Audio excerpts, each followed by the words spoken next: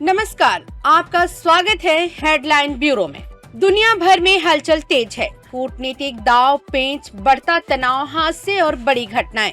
आज की सबसे अहम खबरों पर नजर डालते हैं। अंतर्राष्ट्रीय कूटनीति में हलचल तेज होती दिख रही है। ईरान के विदेश मंत्री अब्बास अरागची रूस के सेंट पीटर्सबर्ग पहुंच चुके हैं। यह दौरा ऐसे वक्त पर हो रहा है जब पश्चिम एशिया में तनाव लगातार बढ़ रहा है। माना जा रहा है कि उनकी राष्ट्रपति व्लादिमीर पुतिन के साथ होने वाली बैठक में इजराइल और अमेरिका से जुड़े अहम मुद्दों पर चर्चा हो सकती है। यानी ये मुलाकात सिर्फ औपचारिक नहीं बल्कि रणनीति तौर पर काफी महत्वपूर्ण मानी जा रही है। दुनिया की नजर अब इसी पर टिकी है कि इस बैठक में क्या संकेत निकलते हैं, इसका असर वैश्विक राजनीति पर कैसे पड़ता है। आने वाले समय में इसके दूरगामी परिणाम देखने को मिल सकते हैं।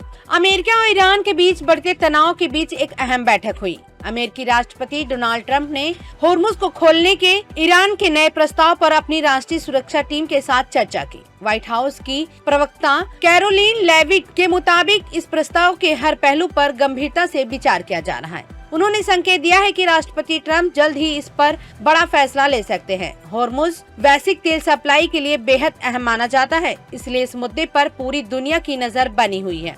अब देखना यह है कि क्या इस प्रस्ताव से क्षेत्र में तनाव कम होगा या हालात और जटिल बनेंगे। फिलहाल सभी की निगाहें वाशिंगटन पर टिकी हैं। ईरान ने एक बार फिर अपनी स्थिति को मजबूत बताते हुए अमेरिका को जवाब दिया है।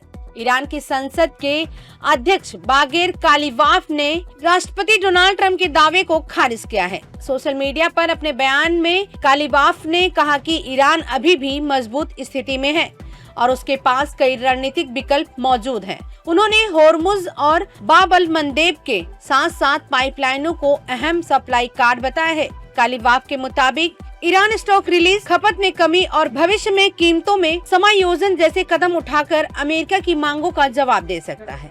वहीं मध्य पूर्व से भी एक अहम खबर सामने आ रही है। ओमान के पास एक तेल टैंकर को ईरानी कोस्ट गार्ड ने रोक लिया। बताया जा रहा है कि एमटी सिरोन नाम का यह टैंकर जो टोगो के झंडे के तहत चल रहा था, उसे रोकने के लिए वार्निंग शॉट्स भी फायर किए गए। टैंकर पर भारतीय क्रू मौजूद था। राहत की बात यह है कि सभी भारतीय क्रू मेंबर्स सुरक्षित बताए जा रहे हैं। फिलहाल इस कार्रवाई के पीछे की वजह स्पष्ट नहीं हो पाई है। इस घटना के बाद क्षेत्र में तनाव और समुद्री सुरक्षा को लेकर चिंता बढ़ गई है। भारत और आर्मेनिया के बीच रक्षा सहयोग को लेकर एक अहम बैठक हुई है। नई दिल्ली में रक्षा सचिव राजेश कुमार सिंह ने आर्मेनिया के chief of general staff lieutenant general Edward Asryan से मुलाकात की।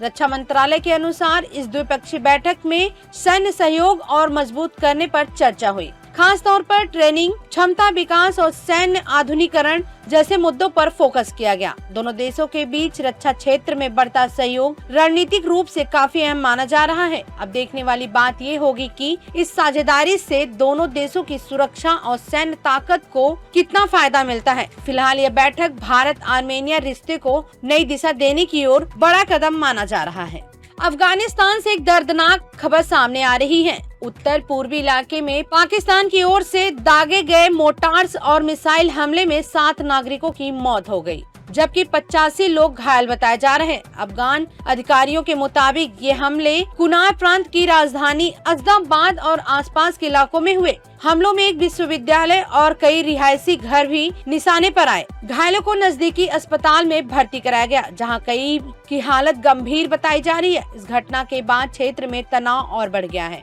और आम नागरिकों की सुरक्षा को लेकर चिंता गहराती जा रही है। फिलहाल इस मामले को लेकर दोनों देशों के बीच स्थिति पर नजर बनी हुई है। दुनिया में बढ़ते परमाणु खतरे को लेकर संयुक्त राष्ट्र ने गंभीर चेतावनी दी है।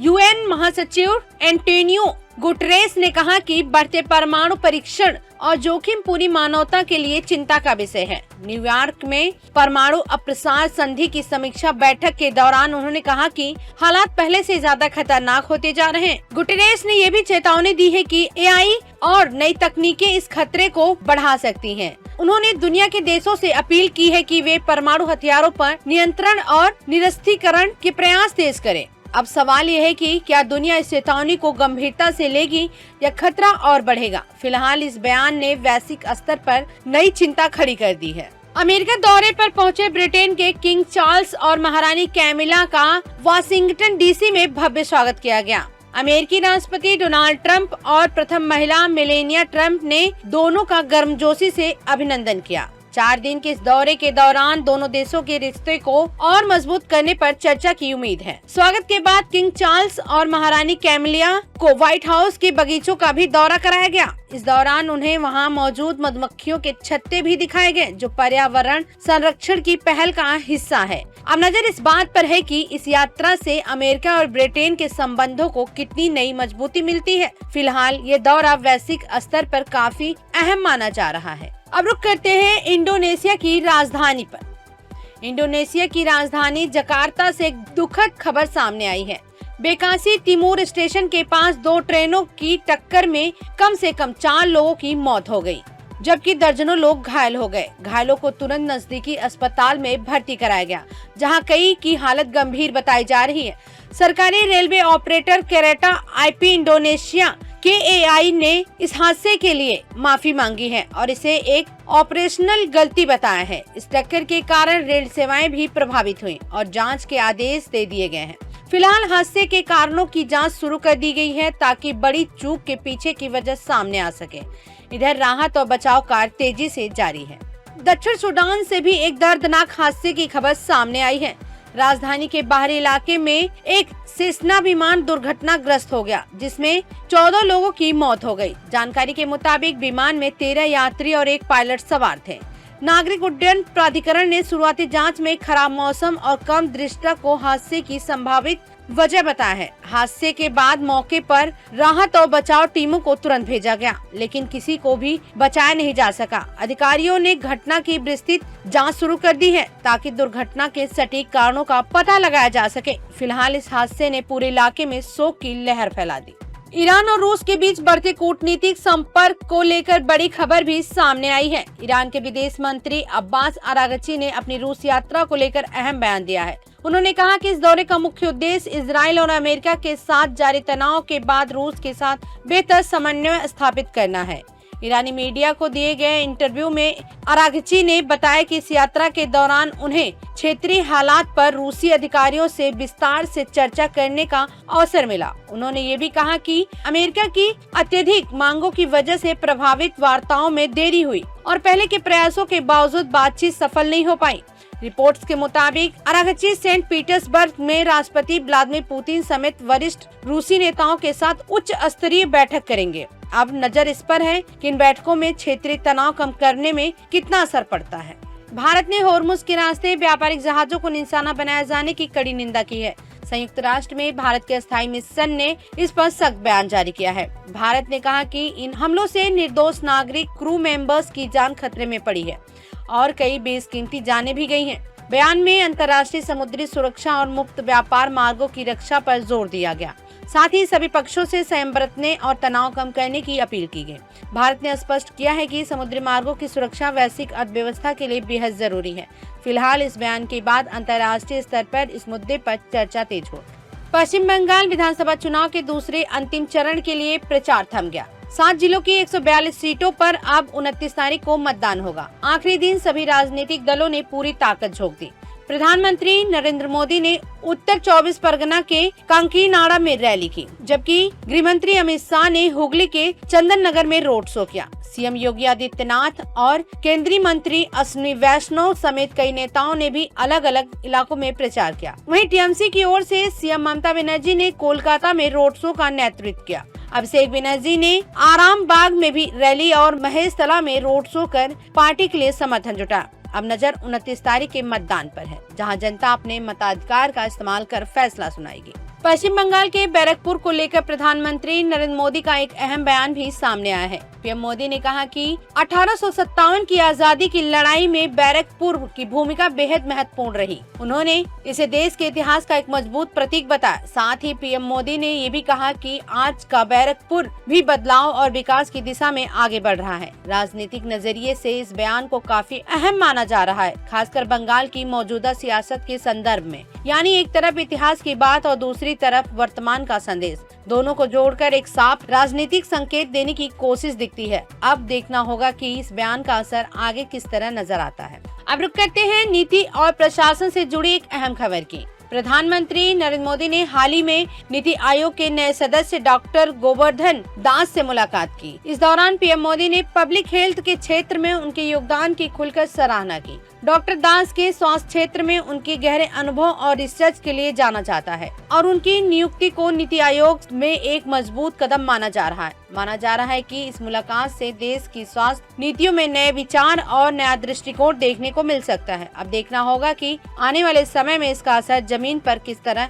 नजर आता है। उत्तर प्रदेश के महोबा से एक बड़ा राजनीतिक विवाद भी सामने आया है, जिसने हलचल बढ़ा दी है। एक महिला नेता ने बीजेपी के जिला अध्यक्ष मोहनलाल कुशवाहा पर गंभीर आरोप लगाए हैं। महिला का दावा है कि पार्टी में उपाध्यक्ष पद देने के बदले उनसे आपत्तिजनक मांग की गई। ये आरोप एक वायरल फेसबुक लाइव वीडियो के जरिए सामने आया है, जिसमें कुछ अन्य पदाधिकारियों के नाम भी लिए गए हैं। हालांकि आरोपी नेता ने इन सभी आरोपों को सिरे से खारिज करते हुए इसे राजनीतिक साजिश बताया है। महिला का कहना है कि वह जल्द ही इस मामले में पुलिस को लिखित शिकायत देंगे। फिलहाल ये मामला आरोप और इनकार के बीच है, लेकिन इसने राजनीतिक में एक नई बहस जरूर छेड़ दी है। आम आदमी पार्टी के अंदर की हलचल अब खुलकर सामने आती दिख रही है। पंजाब से राज्यसभा सांसद बलबीर सिंह सीचेवाल ने पार्टी छोड़ने की अटकलों को सिरे से खारिज कर दिया है। उनका कहना है कि उन्हें पार्टी बदलने का ऑफर जरूर मिला, लेकिन उन्होंने साफ तौर पर मना कर दिया। यही नहीं, उन्होंने राघव चड्ढा की चाय पर चर्चा को लेकर भी तंज कसते हुए इसे ज्यादा गंभीरता से नहीं लिया। इन बयानों के बाद साफ संकेत मिल रहे हैं कि पार्टी के भीतर कुछ खींचतान जरूर चल रही है। अब सवाल ये है कि क्या ये अंदरूनी मतभेद आगे और बढ़ेंगे या पार्टी इसे संभाल लेगी। आने वाले दिनों में इसका असर आपकी राजनीतिक पर साफ नजर आ सकता है। अब बात करते हैं संसद से जुड़ी एक बड़ी खबर की, जो इस वक्त चर्चा में है। दावा किया जा रहा है कि राज्यसभा में बीजेपी की ताकत बढ़कर 113 हो गई है और इसकी वजह बताई जा रही है कि आम आदमी पार्टी के 7 सांसद बीजेपी में शामिल जो हो गए हैं। हालांकि इस पूरे मामले पर अभी तक कोई आधिकारिक पुष्टि सामने नहीं आई है। पश्चिम बंगाल विधानसभा चुनाव के बीच चुनाव आयोग की बड़ी कार्यवाही भी सामने आई है। आयोग ने अब तक 51 करोड़ रुपए से अधिक की जब्ती की जानकारी दी है। जब्त की गई चीजों में नकदी, शराब, नशीले पदार्थ और कीमती धातुएं शामिल है। चुनाव को निष्पक्ष और शांतिपूर्ण बनाने के लिए आयोग ने सख्त कदम उठाए हैं। मुख्य सचिवों, मुख्य निर्वाचन अधिकारियों और पुलिस महानिदेशकों के साथ लगातार उच्च स्तरीय समीक्षा बैठक भी की जा रही है। साथ ही अधिकारियों को हिंसा, धमकी और प्रलोभनों से मुक्त चुनाव सुनिश्चित करने के निर्देश दिए गए हैं। जमीनी स्तर पर निगरानी बढ़ाने के लिए 2700 से ज्यादा उड़न दस्ते और 3100 से अधिक निगरानी टीमें तैनात की गई हैं। फिलहाल चुनाव आयोग पूरी सख्ती के साथ चुनाव प्रक्रिया पर नजर बनाए हुए हैं। अब बात करते हैं इस बड़े एफटीए समझौते पर देश के शीर्ष नेताओं की प्रतिक्रिया की। प्रधानमंत्री नरेंद्र मोदी ने इस डील का स्वागत करते हुए कहा कि इससे खास तौर पर छोटे उद्योग सेक्टर को बड़ा फायदा मिलेगा। साथ ही छात्रों और पेशेवरों के लिए भी नए अवसर खुलेंगे। उन्होंने ये भी बताया कि जिन सेक्टर्स में ज्यादा रोजगार पैदा होता है उन्हें इस समझौते से और मजबूती मिलेगी। वहीं विदेश मंत्री एस जयशंकर ने इसे भारत के लिए एक अहम कदम बताया है। उनके मुताबिक यह समझौता सिर्फ व्यापक तक सीमित नहीं रहेगा, बल्कि निवेश बढ़ाएगा और युवाओं से लेकर किसानों तक सभी के लिए नई संभावनाएं पैदा करेगा। सरकार का मानना है कि इस डील से भारत ग्लोबल ट्रेड में और ज्यादा मजबूत बनकर उभरेगा। अब देखना होगा कि इसका असर जमीन पर कितनी जल्दी दिखाई देता है। पश्चिम बंगाल के मालदा से जुड़े एक अहम मामले में बड़ी कार्यवाही हुई है। 7 न्यायिक अधिकारियों के घेराव मामले में 2 आरोपियों को न्यायिक हिरासत में भेज दिया गया है। एनआईए की अदालत ने मुफ्फाकरुल इस्लाम और अकरामुल बगानी को 14 दिन की न्यायिक हिरासत में भेजने का आदेश दिया है। यह मामला मोथावाड़ी इलाके में न्यायिक अधिकारियों के घेराव से जुड़ा है। साथ ही अदालत ने एनआईए को निर्देश दिया है कि अगली सुनवाई जो 11 मई को होगी उससे पहले अपनी रिपोर्ट पेश करें। इस कार्यवाही के बाद मामले की जांच और तेज होने की उम्मीद है। फिलहाल इस पूरे घटनाक्रम पर नजर बनी हुई है। आंध्र प्रदेश से टेक्नोलॉजी सेक्टर की एक बड़ी खबर भी सामने आई है। विशाखापत्तनम में गूगल के एआई डेटा सेंटर की आधारशिला रखी गई। इस मौके पर सीएम चंद्रबाबू नायडू और केंद्रीय मंत्री अश्विनी वैष्णव मौजूद रहे। गूगल इस प्रोजेक्ट में करीब 15 अरब डॉलर का बड़ा निवेश कर रहा है। यह डेटा सेंटर थरलुआना, अदाविवरम और रामबिली क्षेत्रों में करीब 600 एकड़ जमीन पर बनाया जाएगा, जहां 1 गीगावाट क्षमता की अत्याधुनिक सुविधा स्थापित होगी। ये केंद्र एडवांस एआई, क्लाउड और बुनियादी ढांचा और बड़े पैमाने पर डेटा स्टोरेज सेवाएं उपलब्ध कराएगा। इस प्रोजेक्ट में अदानी कॉनेक्स और एयरटेल एंड एक्स्ट्रा भी भागीदार हैं। फिलहाल इसे भारत के डिजिटल बुनियादी ढांचा के लिए एक बड़ा कदम माना जा रहा है। पुडुचेरी से शिक्षा और भाषा को लेकर एक नया विवाद सामने आया है। विपक्ष के नेता आर शिवा ने सीबीएसई के 3 भाषा फार्मूले के खिलाफ प्रदर्शन का ऐलान किया है। इस नियम के तहत कक्षा 6 से तीसरी भाषा पढ़ना अनिवार्य होगा, जिस पर अब सवाल उठ रहे हैं। विरोध करने वाले का कहना है कि इससे फ्रेंच भाषा और स्थानीय विकल्पों पर असर पड़ सकता है, यानी मामला अब सिर्फ पढ़ाई का नहीं बल्कि भाषा और पहचान से भी जुड़ गया है। इस मुद्दे ने धीरे धीरे एक बड़े विवाद का रूप ले लिया है और आने वाले दिनों में इस पर राजनीतिक और तेज हो सकती है। अब देखना होगा कि सरकार इस विरोध को कैसे संभालती है। स्वास्थ्य क्षेत्र से एक सकारात्मक खबर भी सामने आई है। एम्स ने वरिष्ठ डॉक्टर निखिल टंडन को उनके अहम योगदान के लिए सम्मानित किया है। भले ही इस सम्मान की पूरी डिटेल अभी सामने नहीं आई है, लेकिन ये साफ है कि ये उनके चिकित्सा क्षेत्र में लंबे समय से किए गए काम की पहचान है। डॉक्टर टंडन को देश के जाने माने विशेषज्ञों में गिना जाता है। उनका काम कई लोगों के लिए प्रेरणा रहा है। ऐसे सम्मान न सिर्फ डॉक्टरों का हौसला बढ़ाते हैं बल्कि पूरे स्वास्थ्य तंत्र को बेहतर बनाने की दिशा में भी एक सकारात्मक संदेश देते हैं। उम्मीद है कि आगे भी ऐसे योगदानों को इसी तरह से सहारा जाता है। भारत की ऊर्जा क्षेत्र से एक बड़ी अच्छी खबर भी सामने आई है। पेट्रोलियम मंत्री हरदीप सिंह पुरी ने लीबिया में तेल और गैस के नए भंडार की खोज पर भारतीय कंपनियों को बधाई दी है।